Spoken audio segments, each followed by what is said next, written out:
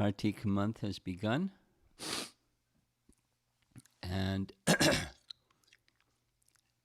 all goes well, my plan for this visit in the morning classes is to discuss the very same topic that will be discussed during the virtual Vrindavan yatra in the morning classes. That's to help me get prepared because there's a lot. And the entry point for these morning classes is a visit to Radha Kunda and the various places around Radha Kunda and the personalities connected with those places to give us a very nice picture of Radha Kunda, and our Gaudiya tradition. Here's a very nice verse from Lilita Madhava by Rupa Goswami, where Radharani is saying to Krishna, please grant this one benediction to those persons who reside in the profoundly sweet land of Vrindavan and who for a long time yearn with a steady heart to someday attain you. Please, O Master of Gokula, appear before their eyes as their youthful friend. Krishna replies, Priye tatastu, beloved, so be it.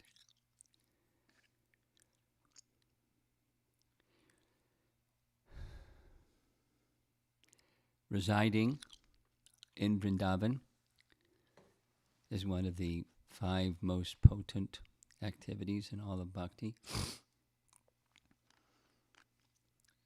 The balance is this description of raga nuga bhakti, the following of the ragatmikas and aspiring and hankering for their stage of perfection, that is, being with Krishna directly and serving Krishna directly. So we don't live in Vrindavan. And if one doesn't live in Vrindavan, according to our acharyas, then one should aspire like that.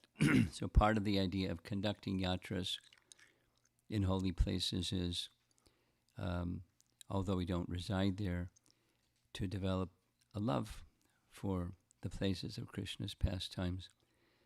And that's the intention of yatras. Then we're even more removed by virtual yatras, because we can't physically be there for even a little while, but we can enter into the mood by sound vibration and long for the day when we can at least visit once again the holy land of Vrindavan.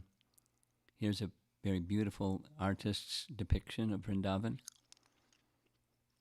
One might suggest that it's Radha Kunda or Shamakund, or some kind of kund, some kind of place where the cows over there on the left, Krishna's cows, are with Krishna, and we're seeing and participating with Krishna. Here's a very beautiful depiction of one who is such a Vrijbasi. Having accepted the renounced order of life, my home is this Vrindavan forest. My bed is the soft dust of Vrindavan. The sky of Vrindavan is my blanket, and the flowering creepers of Vrindavan are my only belongings. The moon over Vrindavan is the lamp of my hopes, and my chanting bees are counting the days until I meet the divine couple, Sri Sri Radha and Krishna. Again, a hankering, this intense hankering for association with Krishna in the mood of Vrindavan is the purpose of the intended purpose of this presentation. There will be 8 classes out of the total classes for the Vrindavan Yatra connected with Radha Kund. And we're going to hear shortly how sacred is this Radha Kund. Here's an artist's depiction. Of course, Radha and Krishna in the center, and the principal gopis surrounding Radha and Krishna, and their manjari assistants surrounding them, and so it goes.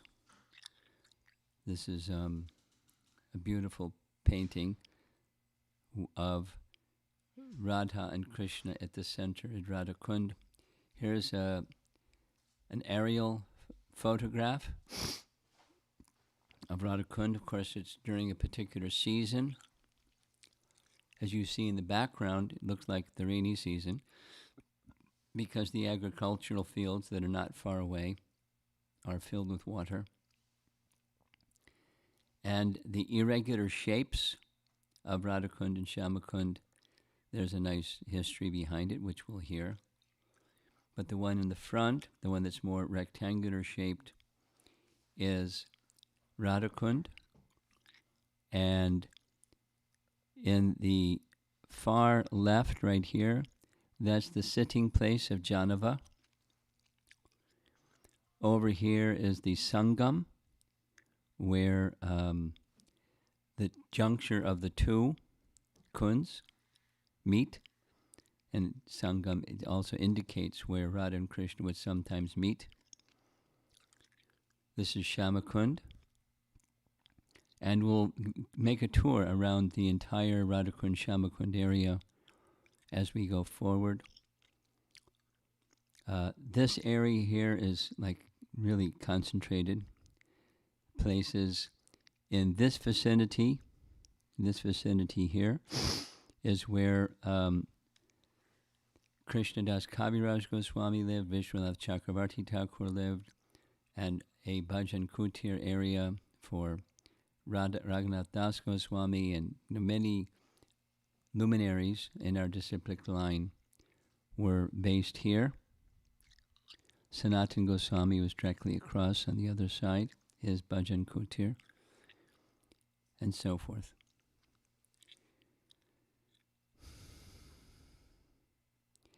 Here's a very interesting photograph of, it's called Old Radhakund. Now it's much more developed, obviously, but it gives you an idea of what Radhakund looked like some hundreds of years ago, or at least 100 years ago, and now it's far, far, far more developed. But the excavation of what you see in this photograph was under the direction of Raghunath Das Goswami. A little history. The one wealthy person came to visit. He met Raghunath Das Goswami.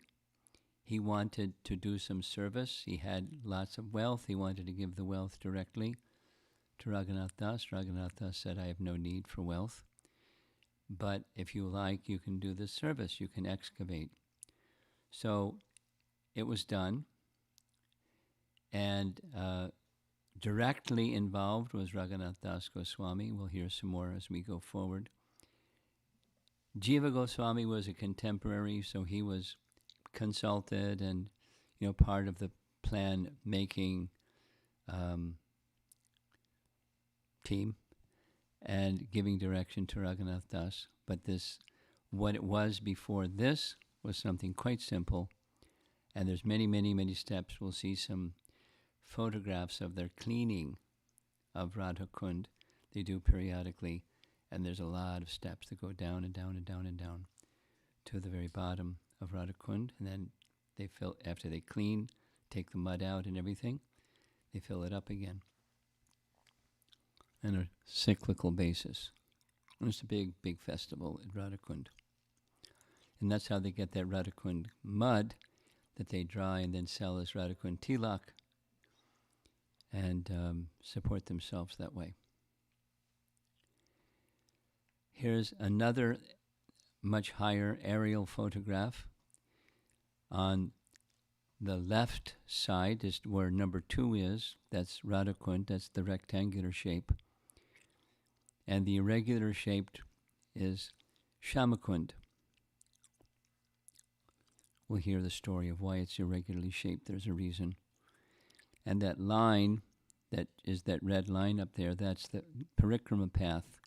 Those who are doing Govardhan parikrama follow that path.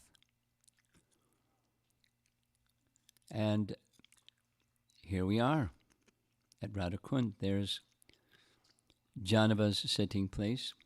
You can see her bhajan kutir here, where she would sit, the tree under which she would sit.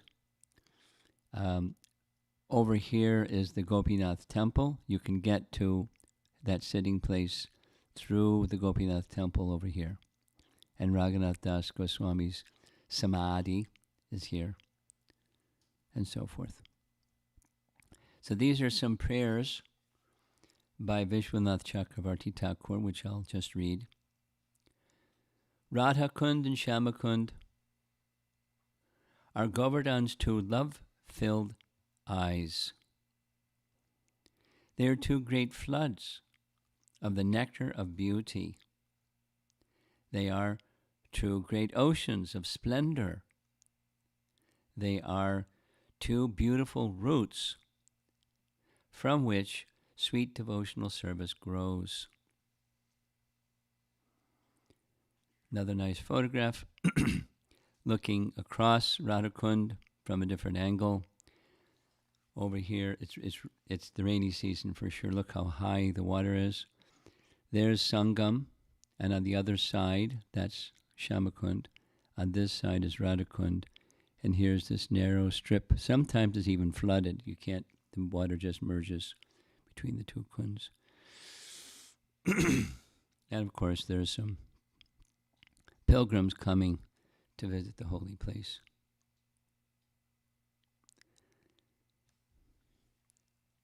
Again, Vishwanath. They are 2 jewel mines of love. They are 2 seeds from which grow the jewel vines of transcendental pastimes. How did they become 2 splendid and nectar-sweet lakes? Slightly different angle. Again, the Sangam is in the far left. And those brightly painted buildings directly across. By seeing these 2 lakes, Radha and Krishna believe they are present in them. It is as if they directly see each other there. The wise say that by approaching these lakes, one directly approaches Radha and Krishna. And that's what we're going to be doing. Directly seeing the lake again and again, the lakes and the places. And the mood, the wise say the mood should be, can be, approaching Radha and Krishna. Another slightly more elevated photograph from the same direction. Again, here's Janava's sitting place, extended out into Radhakund. She's obviously a great Vaishnavi, and so they made some special arrangements for her when she visited this little tree. Depending upon the season, it's more foliage and less, but this is ample foliage, and she would sit here. And we'll see also there was a little place they dug so she could privately enter into Radhakund and bathe at Radhakund privately. I think that when Radha saw Krishna, she melted with ecstasy and thus assumed the liquid state of the waters of Radhakund. And in the same way, when Krishna saw Radha, he also melted in ecstasy and became the waters of Shamakund. In this way, the 2 lakes bear the names and qualities of the divine couple. Now these are just photographs. Sangam on the left, some Vaishnavas along the side, taking their sacred bath, and Radha Kund. Of course, there are seasons when there are far more people, but this is a quiet season. The lake is very, very calm, very pristine. Now going up a little bit, here's a more elevated view, perhaps from a rooftop or something, and you can get a nice picture of Radhakund on this side, Shamakund on that side, and notice there's some water in the far distance. We'll see that place also. That's near where Lalita Kund is, connected on the Shamakund side with the whole network. And that's a much clearer picture. The Sangam. And we'll visit temples going all the way around both kunds. Here's a Vaishnava offering his prayers. Looks like the early morning or the late sunset, either, probably early morning. And we'll find this kind of a scene regularly when you go. It's not always so solitary like it is at this particular time of the year. Here's a lady with a book offering her prayers to Radha. Very common scene. One of our essential literatures is Upadesh Amrita. And Upadesh, in our Bhakti Shastri studies, it's one of the 4 books. And it's a very elevated subject as it goes along from beginning to its conclusion. And there are 3 verses at the conclusion by Rupa Goswami that give the glories of Radhakund. So this is to help us appreciate with proper regard and respect what we're about to do. We're about to visit Radhakund, and we're going to hear how sacred it is. The holy place known as Mathura is spiritually superior to Vaikuntha, the transcendental world, because the Lord appeared there. Superior to Mathura Puri is the transcendental forest of Vrindavan, because Krishna's Rasalila pastimes. And superior to the forest of Vrindavan is Govardhan Hill, for it was raised by the divine hand of Sri Krishna and was the site of his various loving pastimes. And above all, the super excellent Sri Radhakund stands supreme, for it is overflooded with the ambrosial nectarine prema of the Lord of Gokula, Sri Krishna.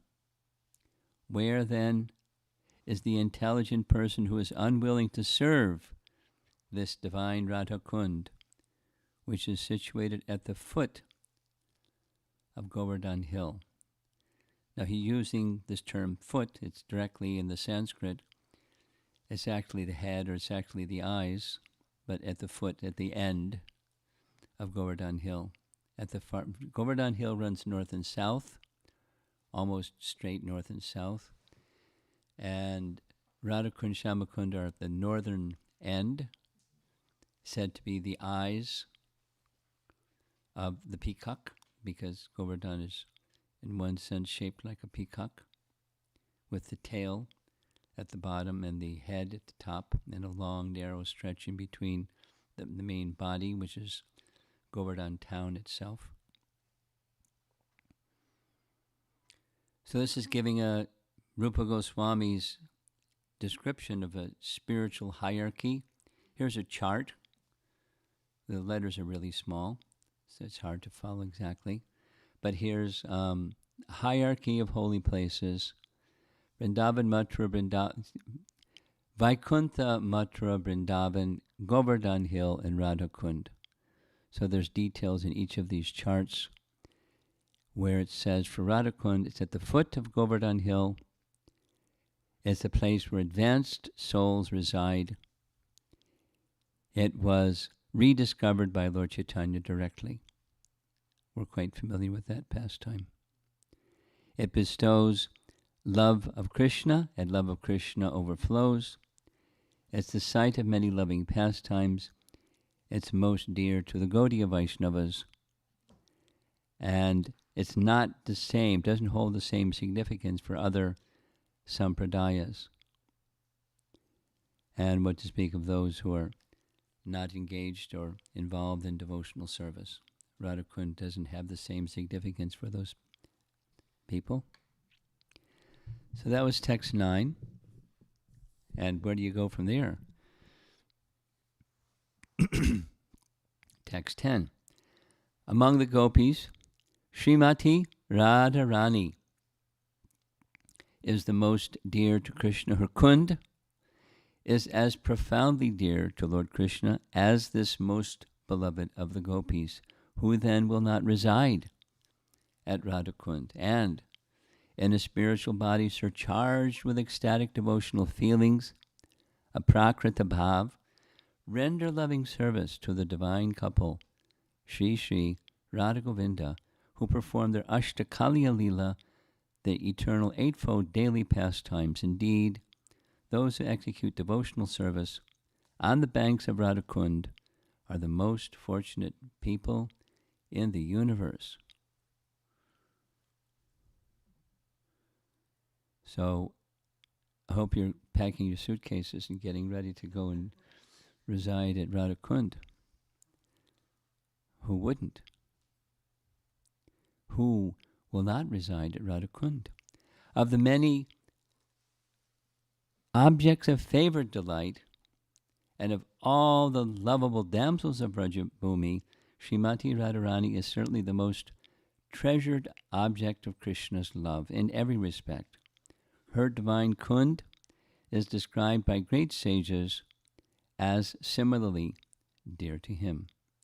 Undoubtedly, Radhakund is very rarely attained by even the great devotees. Mentioned specifically are Sanat Kumara and Narada Muni. When we revere them, they're heads of sampradayas. But to attain Radhakund, even they're not eligible. So what to speak of ourselves? Therefore, it is even more difficult for ordinary devotees, that's us, to attain. If one simply bathes once within those holy waters, one's pure love for Krishna is fully aroused.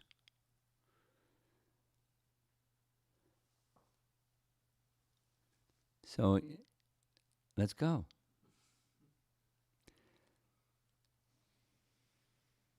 But the pandemic is keeping us from going. And there's another, not only bathing, but residing and serving. So those that do have that facility, they're most rare, not easy to understand personalities, and we'll be hearing about some of that as we go along. But there, from our side, there's the becoming qualified, like that nice verse from Canto 10, Chapter 12, about the cowherd boys. Many, many, many, many lifetimes of pious activities were performed before they became cowherd boys. Krita Punya Punja. So what to speak of the gopis or those persons who reside at Radhakund. So our business is to make ourselves eligible, and part of the making ourselves eligible is to hear and have in our heart this great reverence and regard for Radhakund as being not different than Srimati Radharani, and what we're about to do is highly confidential, but very spiritually powerful. Here's another chart on this particular verse, text 11, showing serving of Radha, why, who, how, and the result. Serving Radhakund. Pure love of Krishna in the wake of the gopis or mood of the gopis, by serving Radhakund, and return to Godhead and be with Radharani under some gopi supervision. This is on the right side, the result side. Then there's the how, who, and why.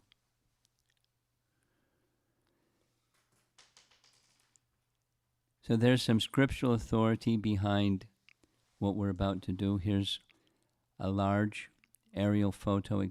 It's tilted because it fits on the screen better. But that's Govardhan Hill. Again, at the very, very top, there's these two kunds. Radhakund and Shamakund are right up here. There's the head of the peacock. There's the long neck of the peacock. There's the torso of the peacock, Govardhan town, and then the long tail, as if it's like a peacock perched on a branch of a tree. Here's another close-up of Radhakund and Shamakund. Oh, it's stuck. It's not moving. Let me see what happens. It's not escaping. Oh, there we go. Microsoft PowerPoint is not responding. Okay. Close the program. We'll close the program. Okay, we'll try again.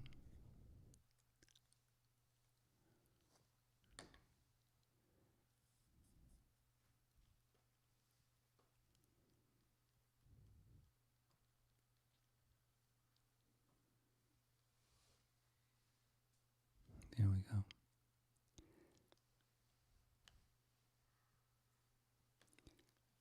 Okay. There's where we're going to enter. On the right is Radhakund, the left is Shamakund. And it's kind of artificially drawn where the area surrounding looks like trees, but it's just cropped. It's a photograph where the main focus is at the center. We're entering into Radhakund, where our visit to Radhakund begins. And commonly people enter Radhakund from where the buses park. And it's not the direction that people come from. It's against the direction that people come from who are going Govardhan Parikrama. But that's where we're going to begin. And you see what's circled there in red, that's the Radha Gokulananda temple. Radha Gokulananda are the deities of Vishwanath Chakravarti Thakur. You see Vishwanath Chakravarti Thakur's a painting of him in the lower left. These are his deities at Radhakund. And it's the same name because he spent time at Radhakund. But he also spent time in Vrindavan town. And in this photograph here, you see what's on the altar in Vrindavan town.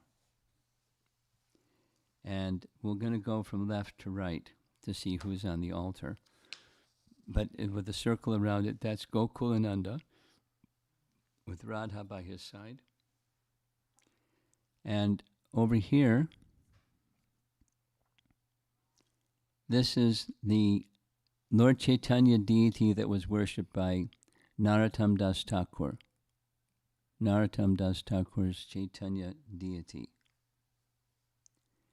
Above, the deities of Radha Vinod, now the original deities of Radha Vinod, deities of Lokanath, they're presently in Jaipur. So these are the Pratibhu replacement deities of his deities. And Radha Vijaya Govinda of Baladev Vidyabhusan are also there. I think they're over here. Radha, Vijaya Govinda, and of course Shalagram Shila down here, and Govardhan Shila's over here. And somewhere in this photograph, I'm not sure exactly where, maybe right here, is the original Shalagram Shila that Lord Chaitanya worshipped. Personally, we're going to hear like a lot about that. So here's the deity of Gokulananda. A close-up, very small deity, and it's a very wonderful story behind the deity. But I'm now going to spend a substantial time discussing the life of Vrindavan Das Thakur, because he's a very important acharya in our disciplic line, and we're visiting his temple at Radha Kunda. During Lord Chaitanya's lifetime, there was one Goswami from Vrindavan that went to visit Lord Chaitanya in Puri. And he brought with him a gift for Lord Chaitanya. The gift was a small Govardhan Shila and a small garland of gunja berries. Gunja berries are just little red berries that when dried, they use them, put a hole in them and use them as garlands, and it represents Radharani. So it was a gift of Radha and Krishna. Lord Chaitanya understood that. He worshipped the Shila, but not in a regulative way. He bathed the deity with his tears,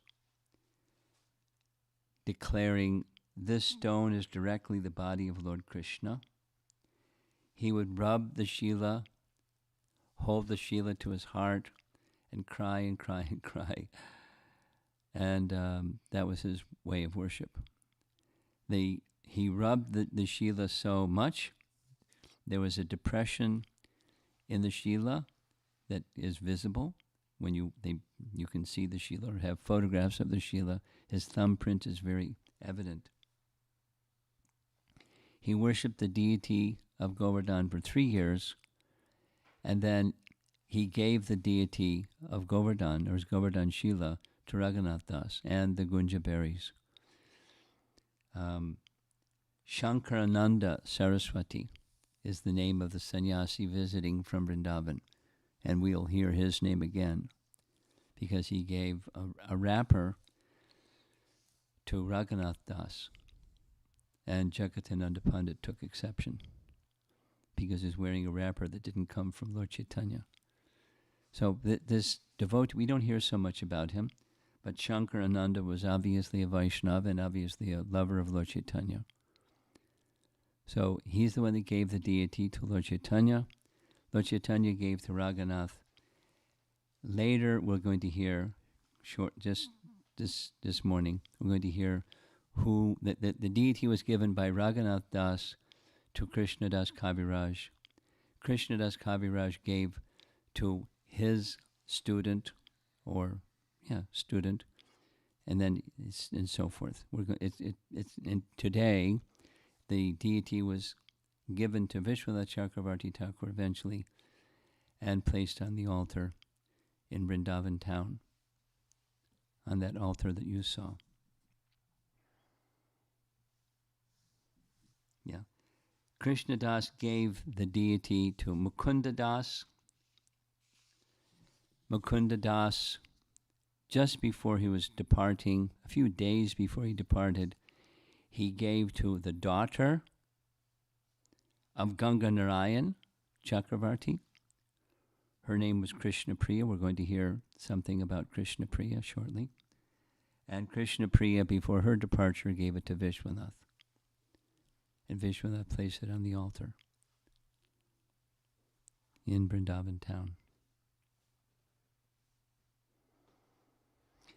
There's a verse composed by Vaishnavas in appreciation for the amazing contributions of Vishwanath Chakravarti, explaining his name, Vishwanath Chakravarti. Vishwanath indicates the Lord of the universe because he's identical with the Lord of the universe, or so intimately connected with the Lord of the universe. He became known as Vishwanath. During his childhood, there was a different name that he eventually used in composing songs, because he wrote many, many, many writings. And that name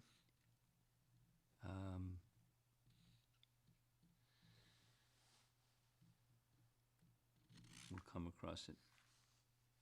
Yeah. Okay.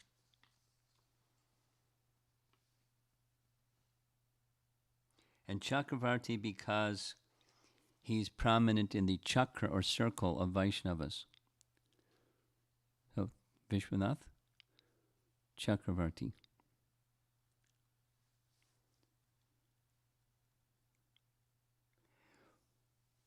It's said when he wrote his books on Krishna, it wouldn't rain where he was.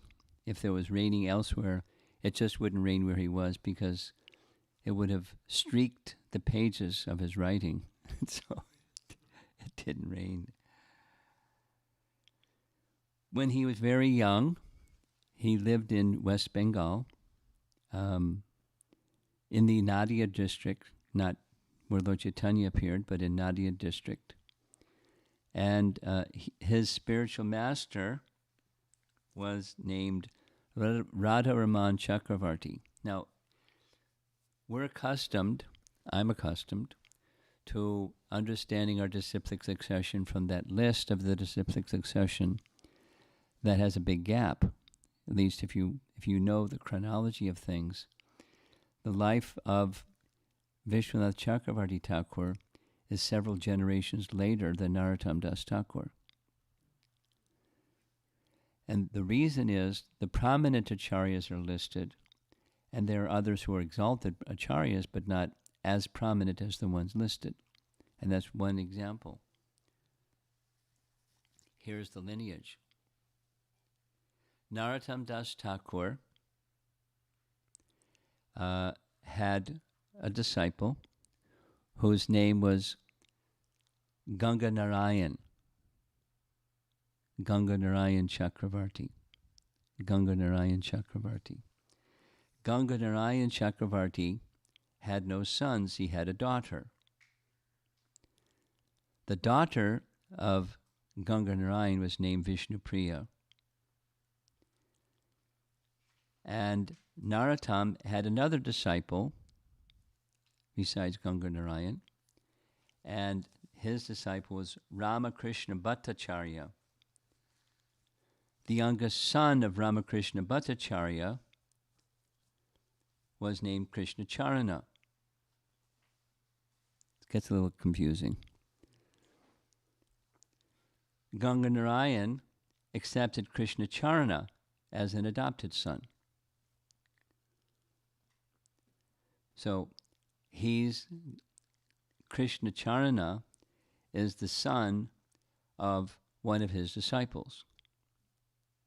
He accepted the son of one of his disciples as his son. The disciple of Krishna Charana was Vishwanath Chakravarti's spiritual master, Radhakund Chakravarti. That's this gap in the disciplic line from Narottam to Vishwanath. He's fifth in the line, following Narottam, but prominent like anything. Radharaman. We're going to hear some more about that little piece you just heard. It becomes part of an important event in our Gaudiya line that's not so well known.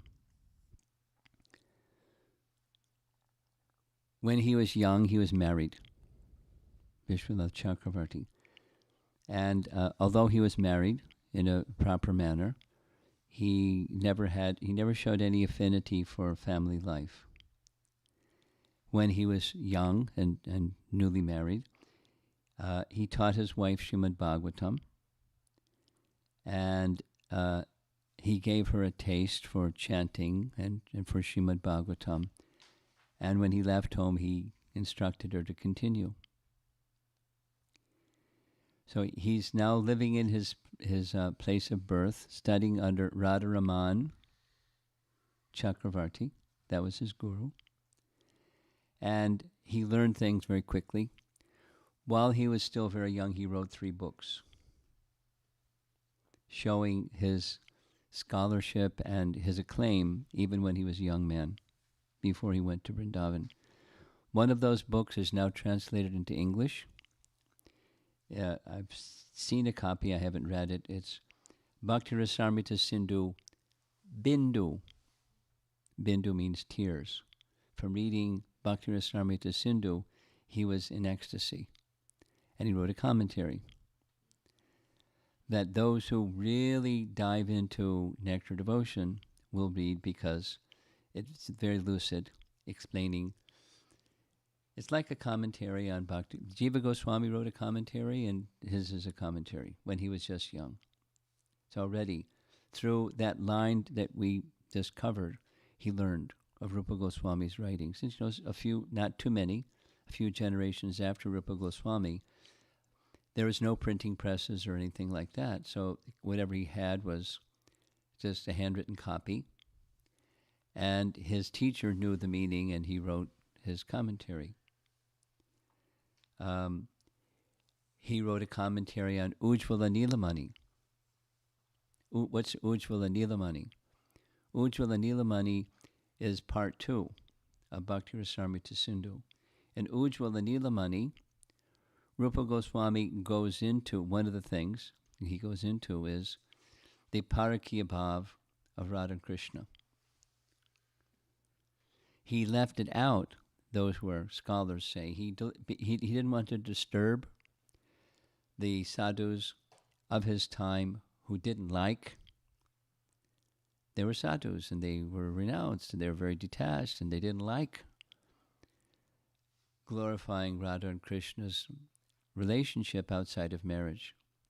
It was like a big deal of his time. So he left it out primarily.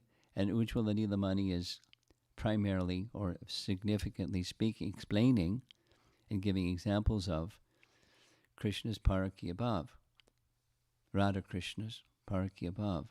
And he wrote a commentary on it when he's a young man. Ujjvala Nilamani, Kiran. And then he wrote a commentary on Sanatana Goswami's Brihat Bhagavatamrita, called Bhagavatamrita Kana. So he's a luminary as a young man. That's the main point.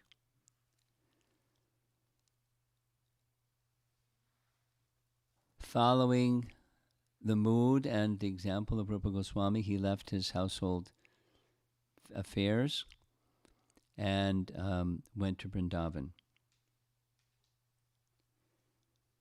with the blessings of his spiritual master, so he can focus and dedicate his life in the mood of a resident of Vrindavan.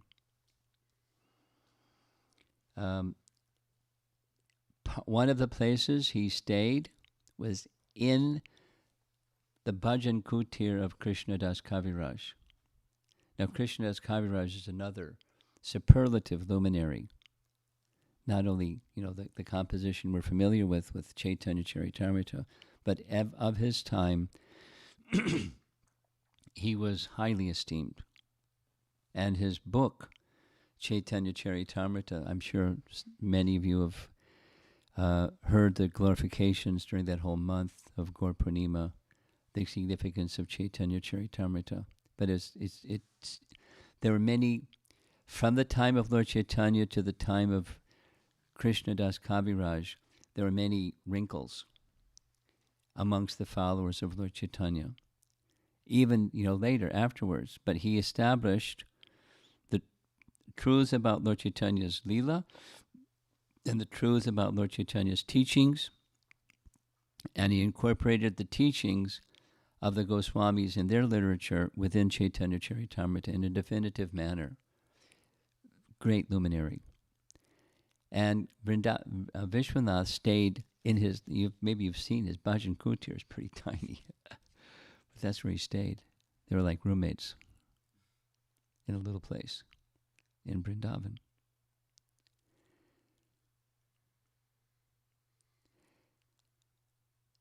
Living in proximity was a disciple of Krishna Das named Mukunda Das. If you remember, Mukunda Das is the one who received the Govardhan Shila from Raghunath Das. From Raghunath Das to Krishna Das Kaviraj to Mukunda Das. It's important because it's part of what you're going to hear shortly.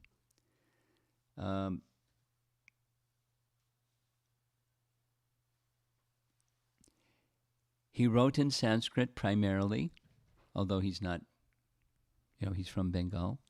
He wrote in Sanskrit primarily. And very, very rasika, no constraints on his writing. Very, very much a relisher of rasa.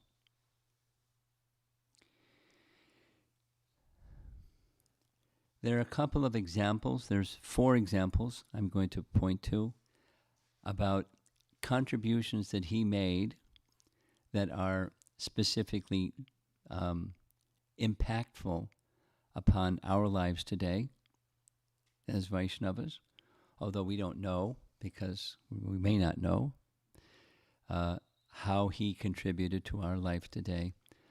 But one of the issues that he contributed significantly in our lives today is an issue that arose before his time or around his time, and it was connected with a deviated person who had the same association that he had, but he made an offense. And when he made an offense, he went cuckoo. And he was kicked out of the Vaishnava Association by Hemalata. It's not a well-known event, but it's detailed, so I'll explain it. And Vishwanath Chakravarti Thakur did the cleanup afterwards. The cleanup afterwards means this person who became deviated gave deviated teachings, Upper Sampradaya teachings. And one of those Upper Sampradaya teachings was it's very similar to Adi Shankara. That is, one cannot be a guru unless you're a sannyasi.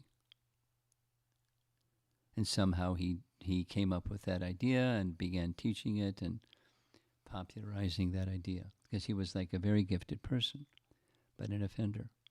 So here's the history.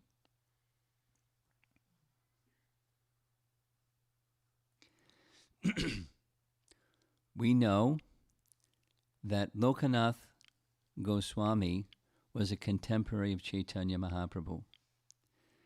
Before Lord Chaitanya took sannyas, he requested 2 of his intimate associates, Lokanath and Bhugarbha, to go to Vrindavan, because his plan was, I'm going to go to Vrindavan. So Lokanath went all around Nadia, sought blessings of the Vaishnavas to go and reside in Vrindavan. He went and resided in Vrindavan. Lokanath had only one disciple, and that was Narottam.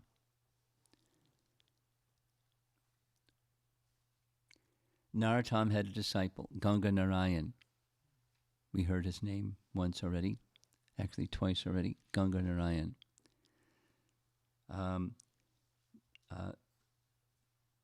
Both Ganga Narayan and Narottam, after Narottam lived in Vrindavan for some time studying under Jiva Goswami, he went back under Jiva Goswami's direction to live in his home place called Kituri.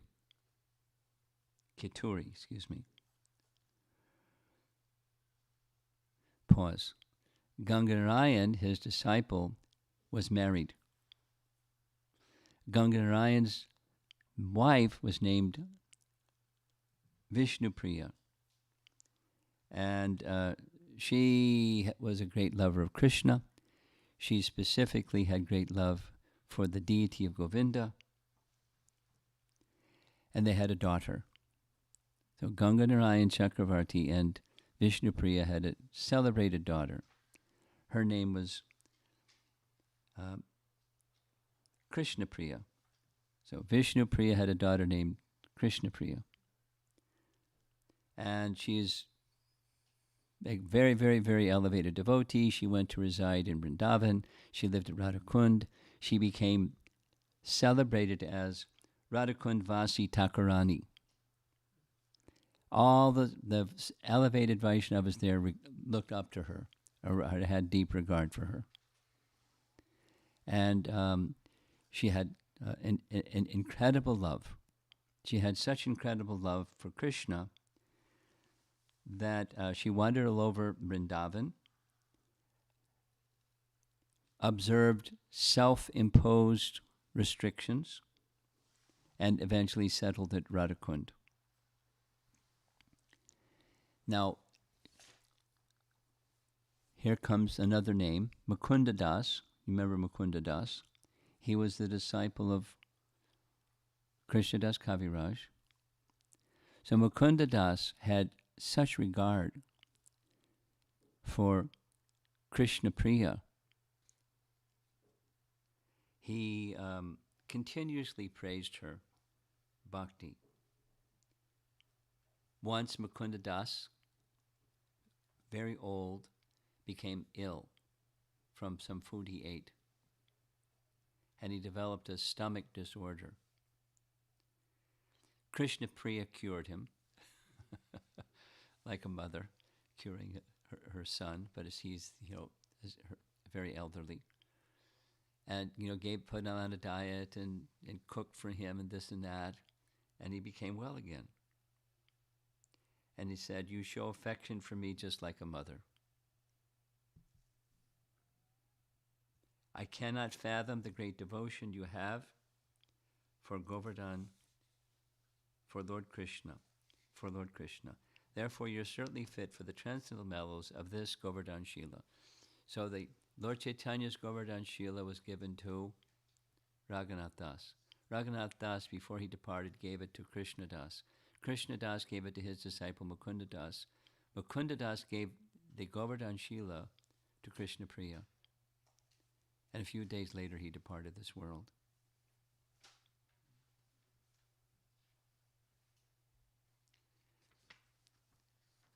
So she continued, Krishna Priya, living at Radhakund, having loving affection for her deity, and it is said that Krishna Priya directly saw Krishna.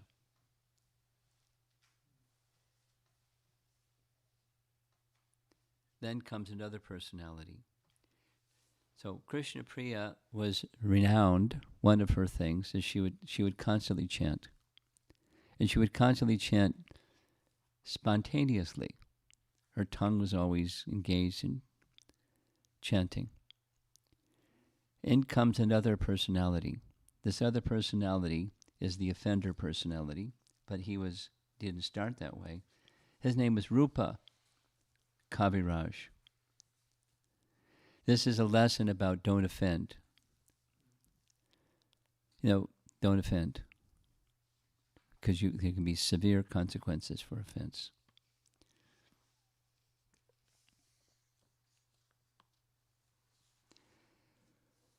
Rupa Kaviraj's history, he was born in an elevated Brahmana family. He was normally conducted by saintly behavior, saintly Brahmana behavior. And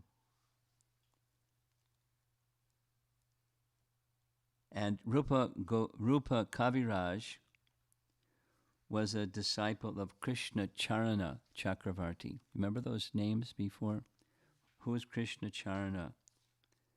Krishna Charana is a disciple of Ganga Narayan, who is a disciple of Narottam. So Krishna Charana had a disciple named Rupa Kaviraj.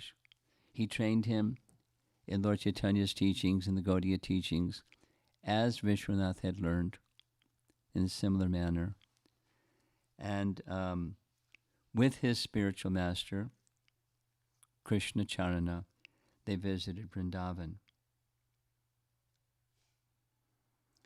He had firm faith in his guru at that time, and he had faith specifically that Guru and Krishna are one, or to be respected as one, the same. His spiritual master, Krishna Charana, instructed him, stay here at Radha Kunda. Now, from his earlier training, he had the ABCs of Sanskrit grammar and the study of the bhakti texts.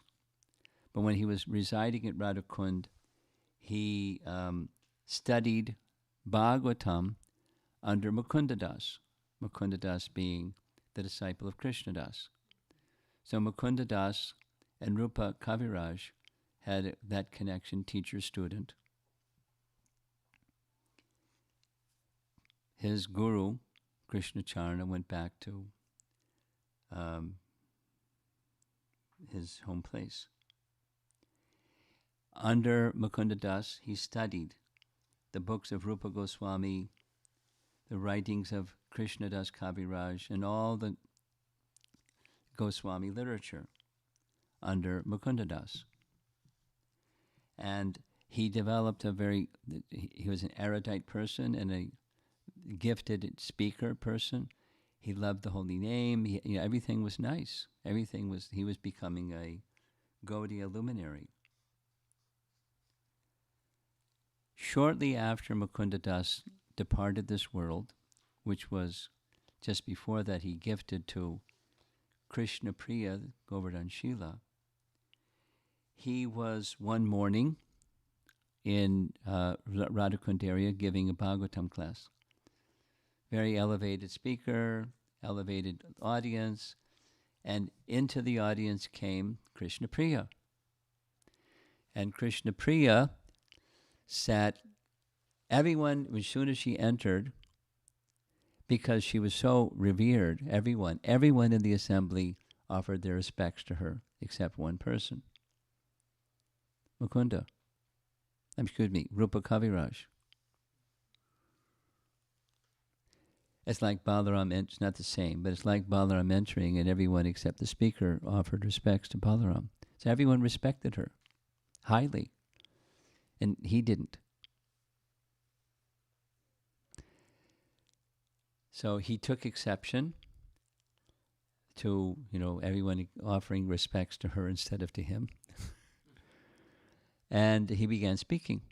And as he was speaking, he stopped. And he noted that she was silently or softly continuing to chant. And he confronted her.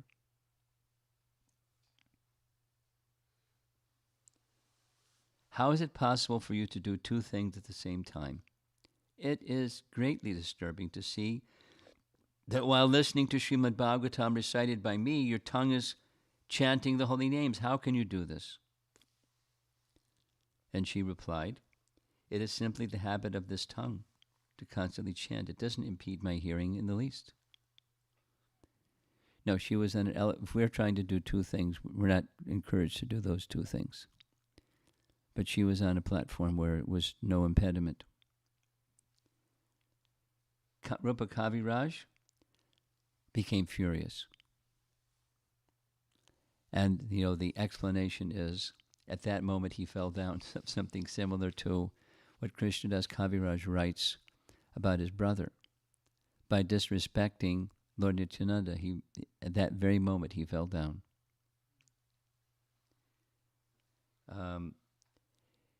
And that means the blessing that he had received from the Vaishnavas previously was withdrawn. They didn't say, we're taking away because you offended her. But that's what happened. And when blessings are withdrawn, the beast called pride started creeping in and started growing very quickly. And he started carrying himself as if he's a very distinguished scholar and speaker, and gradually committed more and more offenses to others. And then he started creating a concocted philosophy. And he's like, a gifted person. He had followers. A very non-devotional mood. The Gaudiya Vaishnava community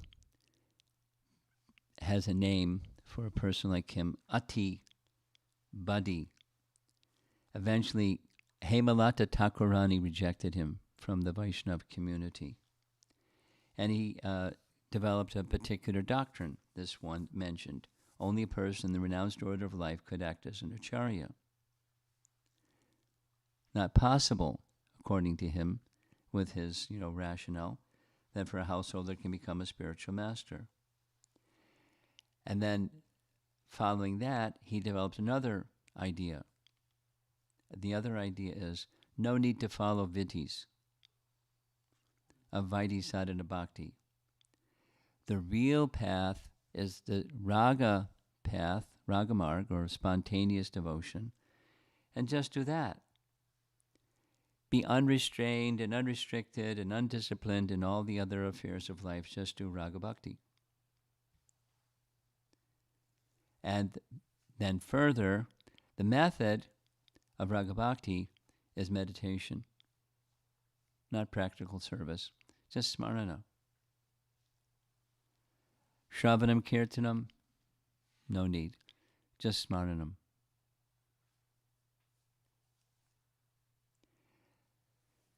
So that was a contemporary of his was Vishwanath. Vishwanath was sometimes residing at Radhakund, sometimes residing in Vrindavan town. And in his Bhagavatam commentary, which was apparently chronologically after, but how much after doesn't say, he wrote extensively in his third canto Srimad Bhagavatam commentary refuting this doctrine. And it became known. Became known. And around the same time, another we commonly know as Apasampradaya, or Atibadi, at least,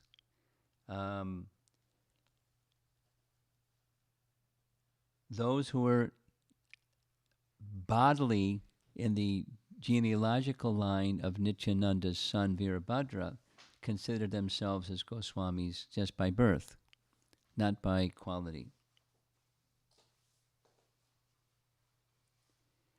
And there were also descendants of Advaita Acharya that were not proper, and they considered themselves Goswamis. And he spoke about it, which is the same idea as Rupa Kaviraj.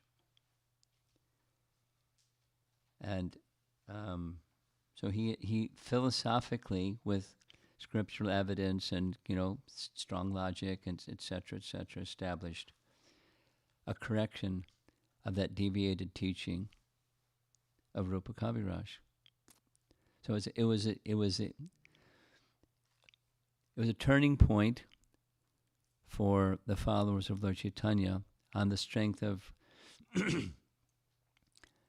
Vishwanath Chakravarti Thakur's writing and his acumen to properly discern,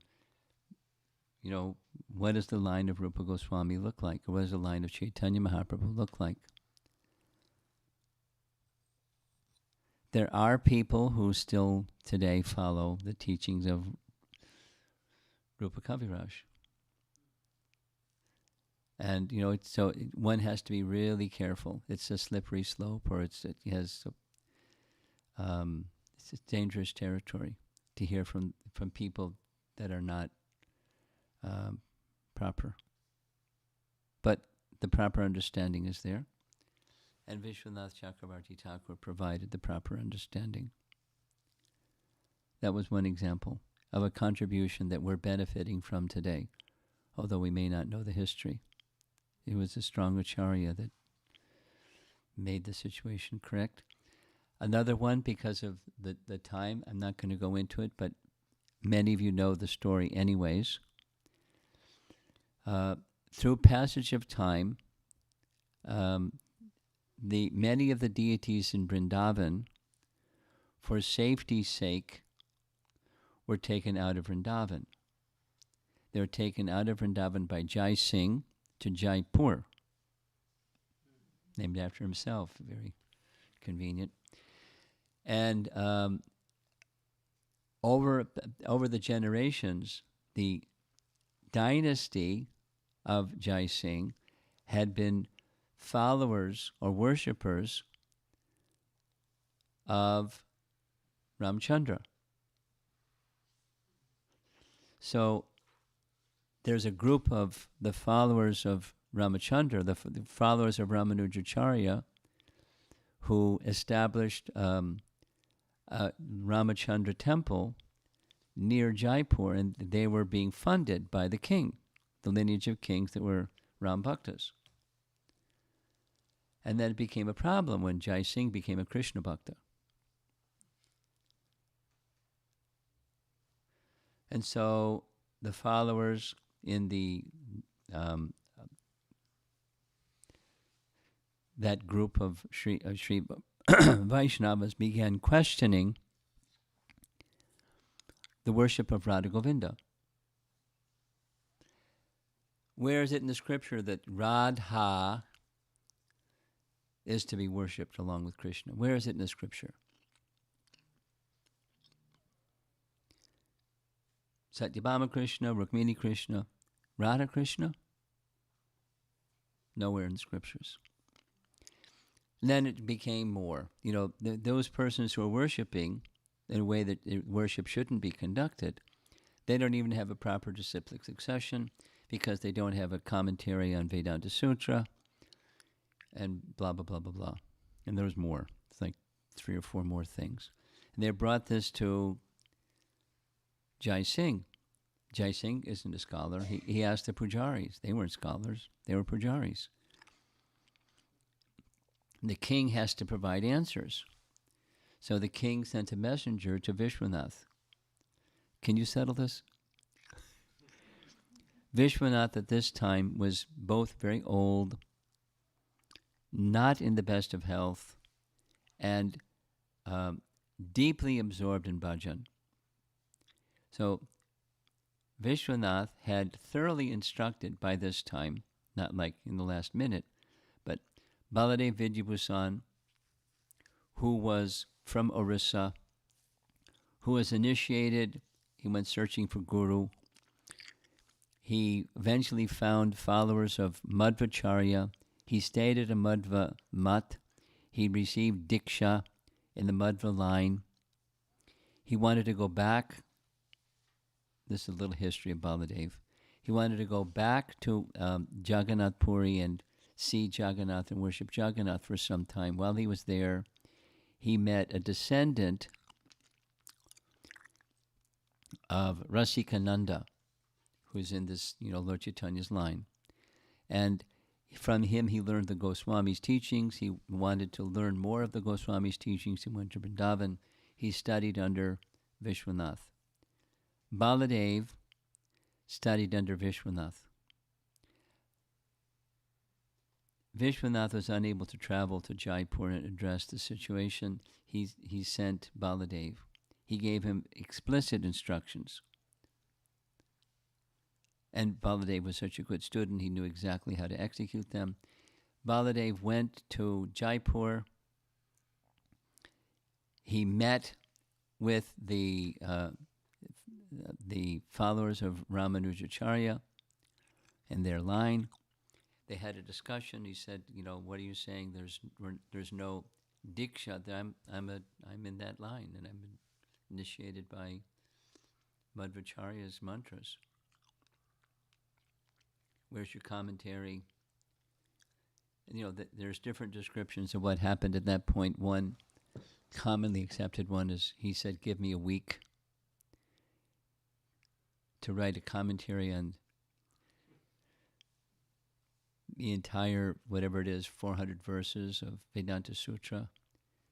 He paid his obeisances before the Govindaji deity. Govindaji dictated. He wrote his commentary. You can't write a commentary in a week. You can't, Anyway, he wrote a commentary in a week and presented it. And so that's a gift that we're benefiting from today on the authenticity of Radha. It's right within his commentary. Govinda Bhasya is why it's okay to worship Radha along with Krishna. Right in his commentary, Vedanta Sutra commentary.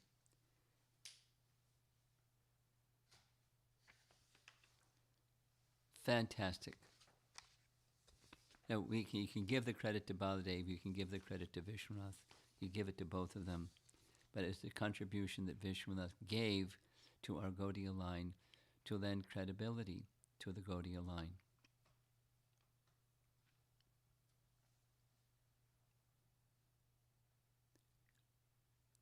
I don't know if I'm going to be able to finish because there's so much to say about Vishwanath.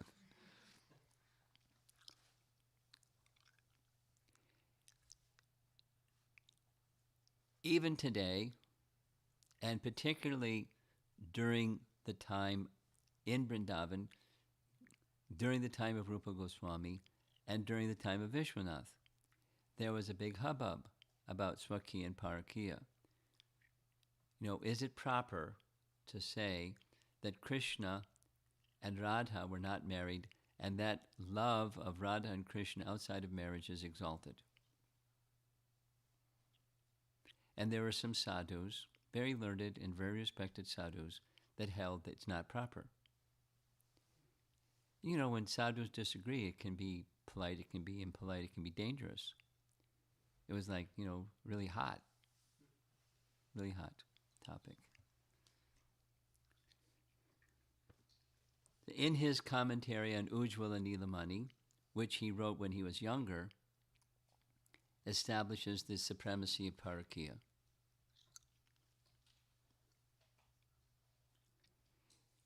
There's a particular verse, for people who are scholarly, they may be interested in the particular verse. There's a particular verse in Ujjvala Nilamani that addresses this. I'll read the translation. And then he explained it in detail in his commentary. Whatever fault or impropriety has been pointed out in other rasa shastras in regard to love of paramours applies to ordinary worldly lovers and not to Sri Krishna, for he is the taster of the liquid essence of rasa and the source of all incarnations. Avatarani. Or, in other words, the Lord's incarnations are the controllers of religion and irreligion and never subjected to their control. How then can Sri Krishna be subjected to such codes when he is the source of all incarnations?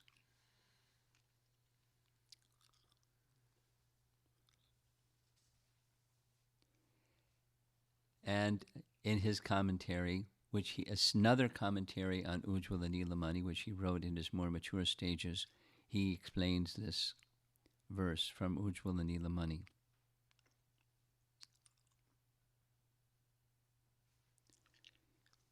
During that time, there are people, when he's writing like this, some pundits didn't like him. They decided to murder him.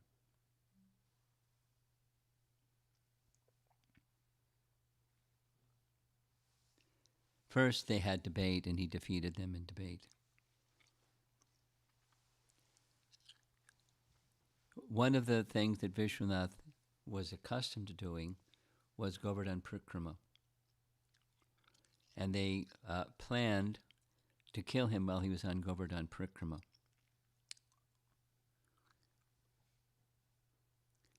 Vishwanath one morning came upon the grove where the adversaries desired to kill him. But suddenly they looked and saw that he was no longer there. In his place they saw a beautiful young Brijvasi girl picking flowers, along with 2 or 3 of her friends. The Pandits inquired from the girl, "Dear child, just a moment ago, a great devotee was approaching here. Where did he go? Did you happen to see him?" The girl replied, "I saw him, but I don't know where he went." Seeing the astonishing beauty of the girl, her sidelong glancing, her graceful feminine manner, and gentle smile, the Pandits became captivated. All the impurity in their minds was vanquished, and their hearts became soft. On being requested by the Pandits to introduce herself, the girl said, "I am a maidservant of Sri Mati Radhika. She is personally at her mother-in-law's home at Yavat. She sent me to pick flowers." Saying this, she disappeared, and in her place they saw Vishwanath Chakravarti Thakur. The Pandits fell at his feet and prayed for forgiveness, and he forgave them.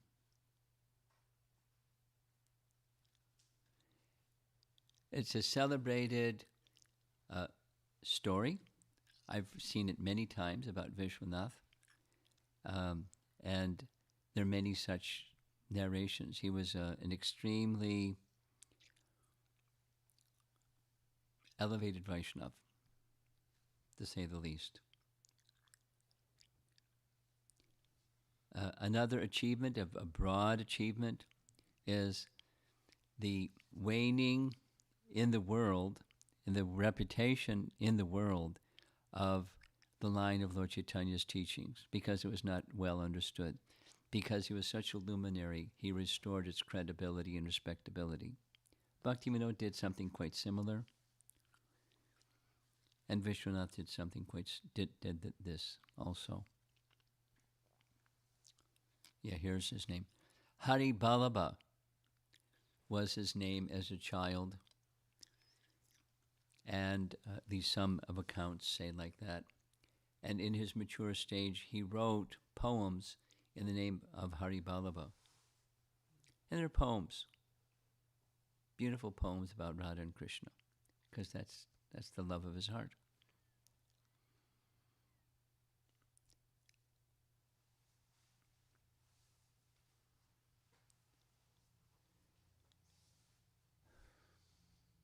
It's 9 o'clock. I want to explain something. I'll try to do it quickly. There's an amazing event that took place when Vrindavan Das, when Krishna Das, Vishwanath Chakravarti Thakur was residing in Vrindavan at Radha Kunda, and he was reading Krishna Das Kaviraja's explanation of one of the Gayatri mantras, the Kama Gayatri mantra, that says, and it's very detailed, it has 24 and a half syllables. And it gives a detail of how the Kama Gayatri is identical with Krishna. Here's the Madhya Lila 21, 125 verse. The Kama Gayatri mantra is identical with Sri Krishna. In this king of mantras, there are 24 and a half syllables, and each syllable is a full moon. This aggregate of moons has caused the moon of Sri Krishna to rise and fill the 3 worlds with prema. So he's making a declaration, and he couldn't understand it. And he did some research to try to understand it, different dictionaries, no reference to a half a syllable. So he's beside himself. He went to Jiva Goswami's composition on grammar, Harinamrita Vyakarana. Doesn't mention, he mentions only 50 letters, no half a syllable. And he searched and searched and searched, Radhika Sahasranam Stotra, Brihat Naradiya Purana. Couldn't find anything. So then he started to wonder, did Krishnadas make a mistake? Because he can't write something that's not from Scripture. Couldn't find it, feeling this doubt. Wait a minute, Krishnadas Kaviraj can't make a mistake. So what to do?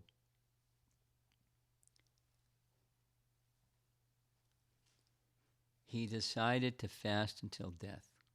That's his intensity.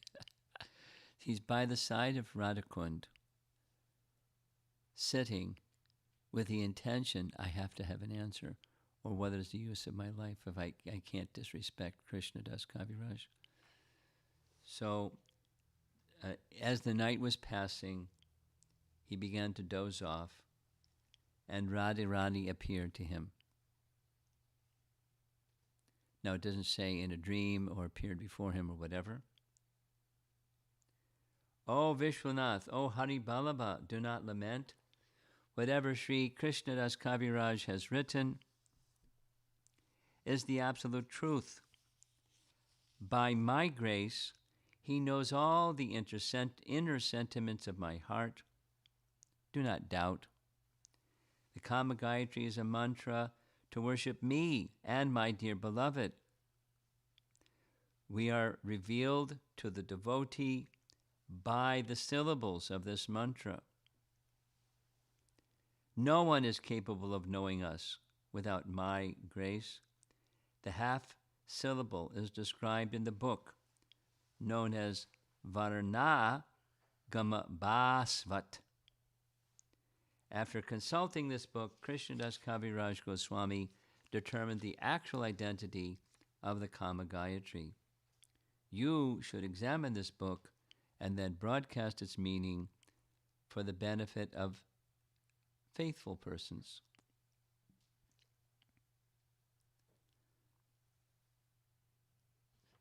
Vishwanath suddenly stood up in the middle of the night. Oh, Radhe, oh, Radhe. In the morning, he went to the library, found the book. He found the answer to the book. And under Radha's order, he wrote a commentary on Kama Gayatri. It's one of his books. He obtained the direct audience of his worshipful deity, and by means of his internal perfected spiritual body, he was able to participate in the Lord's Nitya Lila as an eternal associate.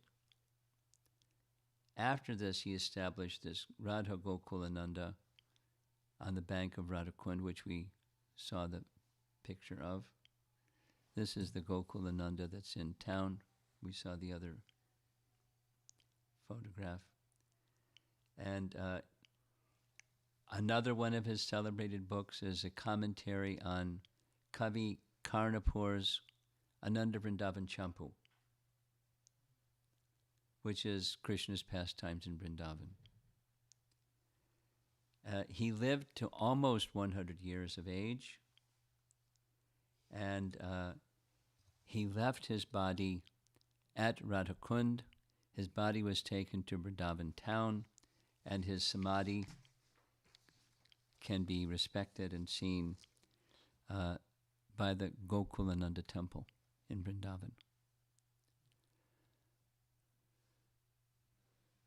So that's our first visit. Now, the place where this Gokulananda temple is very tiny, and we couldn't have all this kata at Radhakund.